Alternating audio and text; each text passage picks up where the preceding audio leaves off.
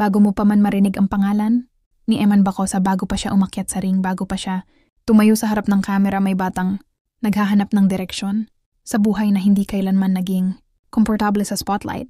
Tahimik siyang lumaki sa isang mundong puno ng hamon at sa bawat araw na lumilipas, mas lalo niyang nauunawaan na hindi sapat ang pangalan para mabuo ang pagkatao.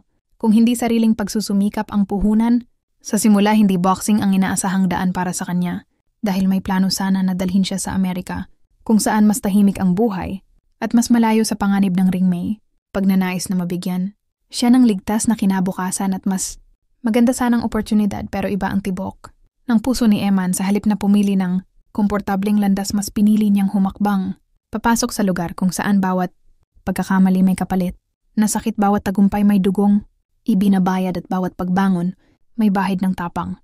Hindi niya ginamit ang apelido bilang kutsilyong panghiwa sa hadlang, bagkus pinili niyang magsimula mula sa lupa na walang espesyal na trato, walang nakahandang red carpet, walang VIP treatment.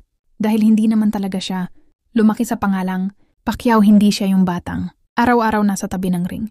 Hindi siya yung palaging nasa tabi ng kampo, hindi. Siya yung laging naririnig sa media. May kwento, may headline o may ingay sa halip. Lumaki siyang simple kasama ang nanay at stepfather na buong pusong umalalay sa kanya. Ang stepfather niya ang unang nakakita ng apoy sa loob niya, apoy na hindi malakas pero matatag, apoy na hindi pasigaw pero lumiliwanag.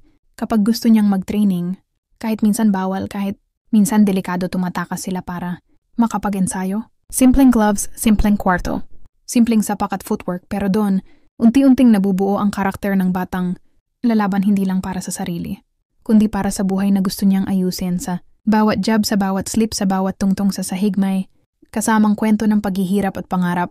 At sa mga panahong iyon, hindi niya iniisip ang fame o pera. Ang boxing ay naging paraan para mapatunayan sa sarili na kaya niyang bumangon kahit ilang beses siyang may tulak ng sitwasyon. Hindi ito naging shortcut para makilala, kundi naging tulay para mabuo ang loob at confidence na hindi niya nakuha madaling araw. Hindi rin agad binigay ang apelidong Pacquiao sa kanya noong dumating ang sandaling iyon. Hindi iyon ang granding eksena, walang kamera, walang luha sa telebisyon, kundi isang simpleng yakap at pagtanggap. Isang yakap na nagbukas ng bagong landas. At mula noon, mas lalo niyang naunawaan na ang tunay na lakas hindi nanggagaling sa apelido kundi sa pagpapatuloy kahit pagod. Hindi alam ng marami na sa murang edad dala-dala niya ang bigat ng mga tanong at kahirapan, ngunit dala rin niya ang tapang na harapin ang bawat araw kahit walang kasiguraduhan sa bawat suntok. Niya may kasamang kwento at hindi iyon kwento ng privilege kundi kwento ng pagsisikap. Nang dumating ang panahon na mas nakilala si Eman, hindi ito dahil sa pangalan kundi dahil sa kakaibang presence niya, ngunit bago pa iyon marami muna siyang tinahak na landas na hindi alam ng publiko. Tahimik siyang pumasok sa showbiz, ngunit malakas ang dating niya, hindi dahil sa koneksyon kundi dahil sa natural na charisma na hindi tinuturo sa workshop. Hindi pilit, hindi scripted, hindi artificial. Ang aura niya ay parang kwentong matagal nang sinusulat, pero ngayon lang binigyan ng pagkakataong mabasa ng lahat. Nang pumirma siya sa GMA Sparkle, kumalat agad ang usapan tungkol sa kanya. Hindi dahil anak siya ng sikat na champion, kundi dahil may kakaiba siyang dating. Yung tipong isang tingin mo palang may lalim na agad. Yung tipong hindi sanay magpabida, pero kapag tumayo sa harap ng kamera may hatak na hindi mo maipaliwanag. At sa murang edad napakita niya agad na kaya niyang gumawa ng sarili niyang pangalan.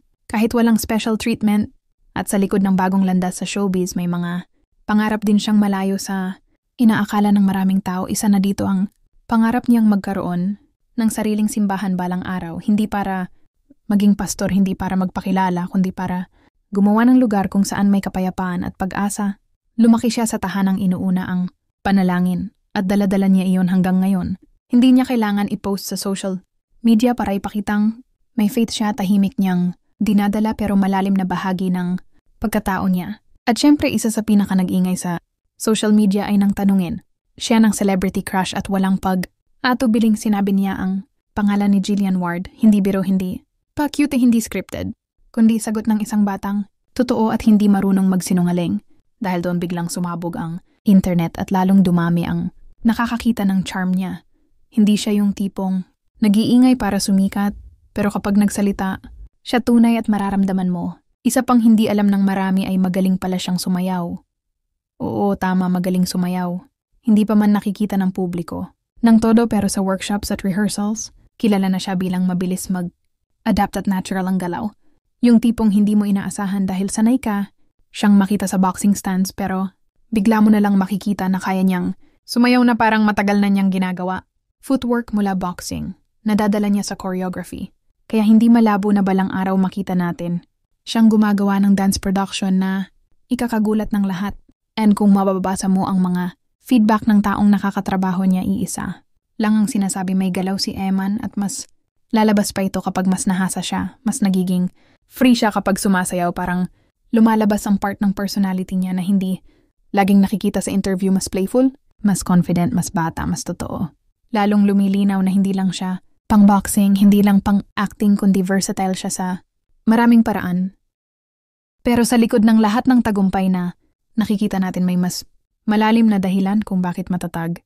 Si Eman at ito ay ang pagmamahal ng nanay niya at stepfather niya, dalawang taong mas pinili siyang mahalin hindi dahil sa apelido, kundi dahil sa kung sino siya. Ang stepfather niya ang unang nagbigay sa kanya ng lakas at kumpiyansa. Siya ang kasama sa mga araw na tumatakas sila para mag-ensayo. Siya ang nagsabing kaya niya.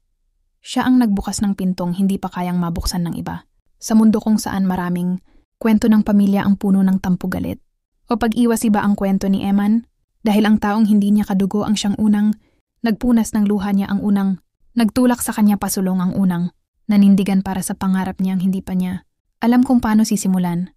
Minsan ang tunay na pamilya hindi nakukuha sa dugo kundi sa puso. At yun ang naranasan ni Eman mula pagkabata hanggang ngayon. At higit sa lahat doon din pumapasok ang nanay niya, ang taong pinaka-superhero sa buhay niya, ang babaeng nagsakripisyo mula umpisa, ang babaeng humarap sa hirap at hindi bumitaw, ang babaeng naging tatay at nanay sa iisang katawan. Lahat ng training ni Eman, lahat ng laban, lahat ng pagod at sakit may isang pangalan. Na nasa isip niya ang nanay na nag-alaga, nag-aruga at nagdasal para sa kanya sa bawat hakbang. Kaya siya lumalaban hindi dahil sa fame, hindi dahil sa spotlight, hindi dahil sa social media, kundi dahil gusto niyang maibalik ang lahat ng sakripisyong ginawa ng ina niya. Gusto niyang makita itong nakangiti. Gusto niyang mawala ang bigat na pinasan nito noon. Gusto niyang ipakita na ang lahat ng sakit at hirap ay hindi na uwi sa wala. At dito mo makikita ang tunay na dahilan kung bakit espesyal ang batang ito. Hindi dahil anak siya ng alamat, kundi dahil gumagawa siya ng bagong chapter na siya mismo ang sumulat. Mula sa tahimik na training sa maliit na kwarto kasama ang stepfather niya, hanggang sa pagpasok niya sa showbiz, hanggang sa kilig na inamin niya sa interview, hanggang sa mga pangarap niyang hindi tipikal. Ngayon, unti-unti niyang binubuo ang buhay na hindi niya inaasahang darating. At higit sa lahat, tumatayo siya bilang inspirasyon ng maraming kabataan na walang special start sa buhay. Hindi niya nakuha ang lahat ng bagay sa isang iglap. Hindi niya ginamit ang apelido bilang shortcut. Hindi niya tinakasan ang kahirapan. Sa halip, hinarap niya at pinatunayan na kahit tahimik ka, kahit simple ka, kahit hindi ka laking spotlight, pwede kang maging espesyal kung hindi ka susuko. Kung nagustuhan mo ang kwento, huwag kalimutang mag-like, mag-comment at mag-subscribe. Maraming salamat sa suporta kay Eman at sa panonood ng video na ito.